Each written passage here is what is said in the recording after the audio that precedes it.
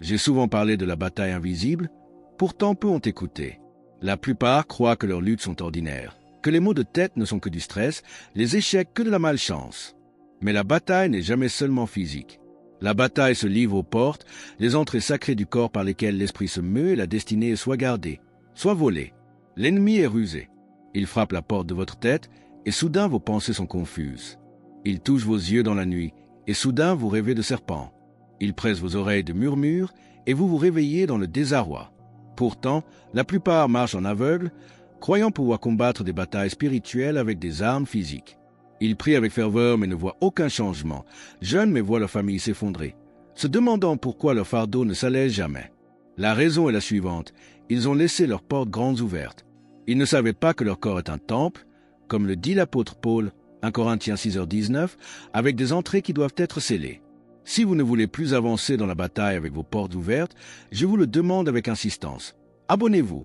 Considérez cet acte non comme un simple clic, mais comme une première déclaration que vous choisissez la protection. Et s'il vous plaît, appuyez sur « J'aime » si ce message vous parle. Le fait que vous ayez trouvé ce message signifie que Dieu vous appelle déjà à sceller ce qui a été exposé. L'ignorer, c'est choisir la faiblesse alors que la force vous est offerte. Restez avec moi, car ce que je vais révéler est le secret de l'huile d'olive, non pas comme un outil de cuisine, mais comme un feu sacré sous forme liquide, une arme que les anciens connaissaient mais que l'arrogance moderne a enterrée. Vous comprenez maintenant pourquoi tant de prières semblent sans réponse. Mais quelle est la solution? Quel est ce remède simple, biblique et puissant que l'ennemi craint tant? Dans le chapitre suivant, nous allons redécouvrir le secret de l'huile sainte. Dans les temps d'Israël, l'huile d'olive n'a jamais été ordinaire. Elle était versée sur la tête des rois, frottée sur les mains des prêtres et appliquée sur les blessures des malades. Plus de 160 fois dans l'Écriture, l'huile apparaît non pas comme une graisse de cuisson, mais comme un feu sacré sous forme liquide. Elle n'a jamais été destinée à rester dans les cuisines. Elle a été conçue pour être emportée au combat. Lorsque le prophète Samuel a oint David, l'huile a coulé. Comme le dit l'Écriture, 1 Samuel 16h13, l'Esprit de l'Éternel saisit David. L'huile était le signe visible de la descente invisible de la puissance de Dieu. C'était une huile pour la consécration, la guérison et la guerre. Mais l'arrogance moderne a enterré cette vérité. Aujourd'hui, beaucoup dans l'Église se moquent de cette idée, la qualifiant de superstition. Ils rejettent ce que Dieu a ordonné et se demandent ensuite pourquoi les malédictions se multiplient autour d'eux. J'ai vu cette fierté, même au Vatican. Une consécration a été accomplie et le monde a regardé sans comprendre, la rejetant comme une tradition vide. Mais dans le domaine invisible, une guerre était menée. L'huile n'était pas du théâtre, c'était une arme. Ce qui a été fait pour les autels de pierre, vous devez le faire pour le temple de votre corps. L'huile d'olive est un instrument divin. Les démons ne peuvent pas contrefaire sa pureté. Mais beaucoup d'entre vous l'utilisent pour frire leur nourriture, jamais pour fortifier leur esprit. L'huile d'olive est donc un instrument divin, une arme pour la consécration et le combat spirituel. Mais comment l'utiliser? Votre corps n'est pas seulement de la chair et du sang, il est un temple avec des portes sacrées que l'ennemi cherche à franchir. Quelles sont ces 5 portes que l'ennemi cible le plus? Et comment l'onction peut-elle les transformer en forteresses impénétrables? Votre corps n'est pas seulement de la chair, c'est un temple avec des portes sacrées. Et chaque porte est un point d'entrée qui peut soit accueillir l'Esprit de Dieu, soit être forcé par l'ennemi. Beaucoup d'entre vous perdent des batailles, non pas parce que vous ne priez pas, mais parce que vos portes ont été laissées sans sceau. Il y a 5 portes que l'ennemi cible le plus, la tête, les yeux, les oreilles, les mains et le cœur. La première porte est la tête, la couronne de votre autorité. C'est le siège de votre identité, le lieu d'où découle la sagesse et la clarté. Lorsque l'ennemi veut paralyser votre destinée, il frappe ici. C'est pourquoi certains d'entre vous luttent contre des migraines soudaines, des vertiges ou une confusion mentale chaque fois que vous priez. Ce n'est pas un hasard, c'est une guerre ciblée. Lorsque vous oignez le sommet de votre tête, vous déclarez « Mon esprit est scellé, mon autorité est restaurée, ma destinée est intouchable ». La deuxième porte est celle des yeux, la porte de la vue. Les yeux sont les portes de la révélation. L'ennemi les obscurcit avec des cauchemars, de fausses visions et des ombres. Certains d'entre vous rêvent d'être poursuivis, de serpents, de parents décédés. Ce ne sont pas des accidents. Ce sont des projections destinées à aveugler votre vue spirituelle, vous faisant marcher dans la confusion. C'est ce que Jésus a décrit en Matthieu 6h23. Si ton œil est en mauvais état, tout ton corps sera dans les ténèbres. Lorsque vous oignez vos yeux, vous aiguisez votre discernement. Vous purifiez votre vision. Vous commencez à voir la trahison avant qu'elle ne se produise et les pièges avant qu'ils ne se referment. 2 portes ont été révélées, mais il en reste 3, chacune étant une voie d'accès cruciale pour les bénédictions ou les malédictions. Quelles sont ces autres portes, celles de l'ouïe, du travail et du cœur, et comment l'ennemi les utilise-t-il pour saboter votre vie sans que vous vous en rendiez compte? La 3e porte que l'ennemi attaque est celle des oreilles, la porte de l'ouïe.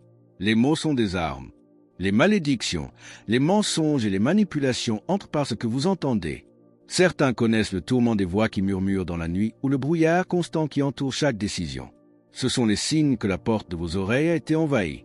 Mais Jésus nous a promis, « Mes brebis entendent ma voix. Je les connais et elles me suivent. » Jean 10, 27. Lorsque vous oignez vos oreilles, vous déclarez, « Je fais taire tout murmure démoniaque. Je n'entends que la voix du Seigneur. » La 4e porte est celle des mains, la porte du travail et de la bénédiction. Vos mains sont des outils de création. Lorsque l'ennemi veut bloquer vos progrès, il les lie spirituellement. C'est pourquoi certains d'entre vous travaillent sans récompense et œuvrent sans fruit. La promesse de Dieu, cependant, est claire dans le Deutéronome 28, 12. L'Éternel bénira tout le travail de tes mains. Lorsque vous oignez les paumes de vos mains, vous déclarez, « Tout ce que je touche prospérera. Aucune malédiction ne s'attachera à mon travail. Mes mains sont libérées pour construire et bénir. » Si vous reconnaissez ces attaques et désirez ardemment ces protections divines, faites une déclaration de foi maintenant. Écrivez dans les commentaires « Je suis prêt à être couvert ». La tête, les yeux, les oreilles et les mains sont des portes cruciales. Une fois qu'elles sont scellées, l'ennemi perd une grande partie de son pouvoir. Mais il lui reste une cible, la plus précieuse et la plus délicate de toutes. Le cœur, la porte du culte et de l'émotion. Comment l'ennemi attaque-t-il cette porte et comment l'onction peut-elle la guérir et la protéger? Enfin, la 5e porte, la plus délicate de toutes, le cœur, la porte du culte et de l'émotion. C'est là que votre adoration s'élève et que vos émotions résident. Si l'ennemi ne peut pas lier votre travail ou aveugler votre vue, il percera votre cœur. Beaucoup marchent avec une lourdeur, une tristesse et un chagrin qui ne peuvent expliquer. D'autres ressentent une dépression soudaine ou un chagrin d'amour inébranlable longtemps après que la blessure aurait dû guérir. Ce ne sont pas de simples émotions. Ce sont des flèches de sorcellerie qui percent le cœur. L'Écriture nous commande dans le livre des Proverbes 83 « Garde ton cœur plus que toute autre chose, car de lui viennent les sources de la vie. » Lorsque vous oignez votre poitrine, vous obéissez à ce commandement et vous déclarez « Mon cœur est guéri, mes émotions sont gardées.